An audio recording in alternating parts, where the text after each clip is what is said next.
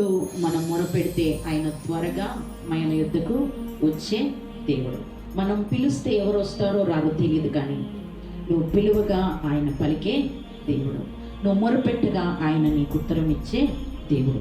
కానీ కొన్నిసార్లు మనం అనుకుంటాం మన మొర దేవునికి వినబడట్లేదు అని అనుకుంటాం. కారణం ఏంటి అని అంటే, మొరపెట్టినప్పుడు మనకు త్వరగా జవాబు రానప్పుడు అప్పుడు అనుకుంటాం దేవుడు నన్ను మర్చిపోయాడు, లేదంటే నా ప్రార్థన ఆయనకు వినబడట్లేదు అంటాం.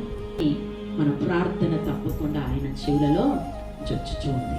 మన ప్రార్థనకు ఆయన జవాబిచ్చేవాడు, మన మాటకు ఆయన చెవి ఒకేవాడు. ఎందుకంటే ఆయననే వాగ్దానం చేశాడు, మొరపెట్టగా ఉత్తరం ఇచ్చే దేవుడనని. కాబట్టి మనం మొరపెడుతూ ఉన్నప్పుడు ఆయన తప్పకుండా మనకు ఉత్తరం ఇచ్చే దేవుడై ఉంటూ ఉన్నాడు. మన ప్రార్థనలు ఆయన అంగీకరించే దేవుడు, మన ప్రార్థనకు నిశ్చయముగా జవాబు ఇచ్చే